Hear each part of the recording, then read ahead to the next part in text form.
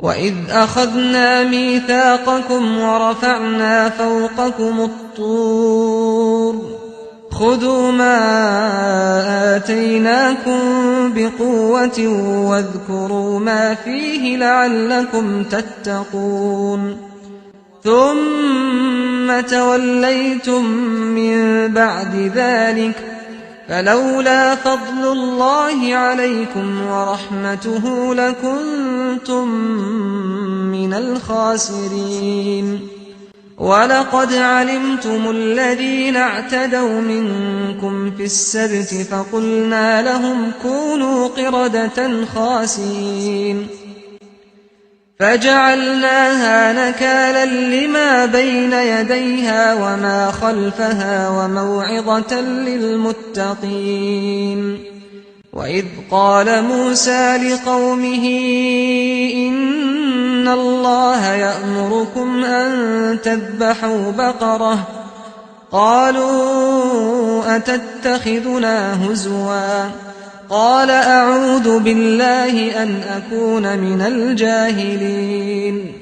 قالوا ادع لنا ربك يبين لنا ما هي قال إنه يقول إنها بقرة لا فارض ولا بكر عوان بين ذلك فافعلوا ما تؤمرون قالوا ادع لنا ربك يبين لنا ما لونها قال إنه يقول إنها بقرة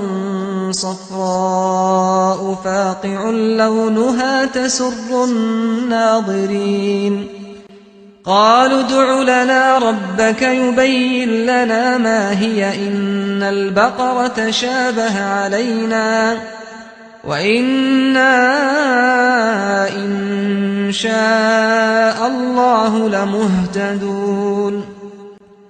قال إنه يقول إنها بقرة لا ذلول تثير الأرض ولا تسقي الحرث مسلمة لا شية فيها قالوا الآن جئت بالحق فذبحوها وما كادوا يفعلون وإذ قتلتم نفسا فادارأتم فيها والله مخرج ما كنتم تكتمون فقلنا اضربوه ببعضها كذلك يحيي الله الموتى ويريكم آياته لعلكم تعقلون ثم قست قلوبكم من بعد ذلك فهي كالحجارة أو أشد قسوة وإن من الحجارة لما يتفجر منه الأنهار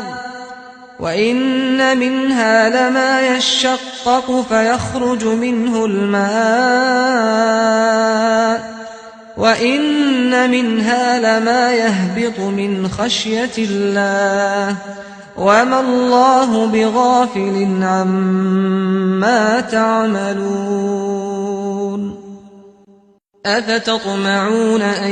يؤمنوا لكم وقد كان فريق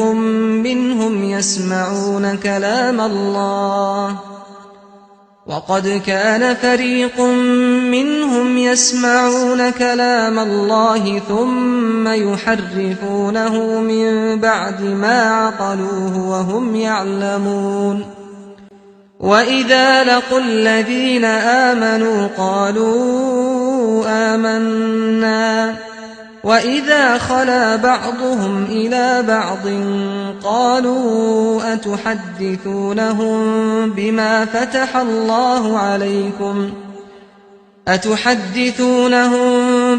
فتح الله عليكم ليحاجوكم به عند ربكم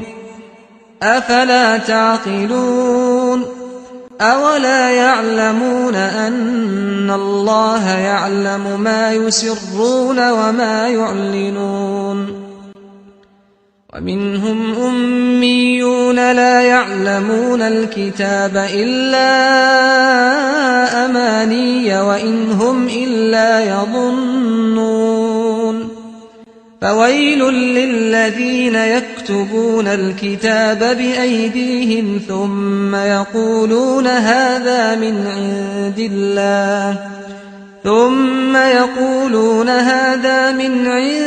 الله ليشتروا به ثمنا قليلا فويل لهم مما كتبت أيديهم وويل لهم مما يكسبون وقالوا لن تمسنا النار إلا أياما معدودة قل أتخذتم عند الله عهدا فلن يخلف الله عهده أم تقولون على الله ما لا تعلمون بلى من كسب سيئة وأحاطت به خطيئته فأولئك أصحاب النار هم فيها خالدون والذين آمنوا وعملوا الصالحات أولئك أصحاب الجنة هم فيها خالدون وإذ أخذنا ميثاق بني إسرائيل لا تعبدون إلا الله وبالوالدين إحسانا وذي القربى واليتامى والمساكين وقولوا للناس حسنا وأقيموا الصلاة وآتوا الزكاة ثم توليتم إلا قليلا منكم وأنتم معرضون وإذ أخذنا ميثاقكم لا تسفكون دماءكم ولا تخرجون أنفسكم من دياركم ثم أقررتم وأنتم تشهدون ثم أنتم هؤلاء تقتلون أنفسكم وتخرجون فريقا منكم من ديارهم تظاهرون عليهم بالإثم والعدوان وإن يأتوكم أسارى تفادوهم وهو محرم عليكم إخراجهم أفتؤمنون ببعض الكتاب وتكفرون ببعض فما جزاء من يفعل ذلك منكم إلا خزي في الحياة الدنيا ويوم القيامة يردون إلى أشد العذاب وما الله بغافل عما تعملون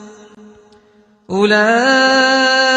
الذين اشتروا الحياة الدنيا بالآخرة فلا يخفف عنهم العذاب ولا هم ينصرون ولقد آتينا موسى الكتاب وقفينا من بعده بالرسل وآتينا عيسى ابن مريم البينات وأيدناه بروح القدس أفكلما جاءكم رسول بما لا تهوى أنفسكم استكبرتم ففريقا كذبتم وفريقا تقتلون وقالوا قلوبنا غلف بل لعنهم الله بكفرهم فقليلا ما يؤمنون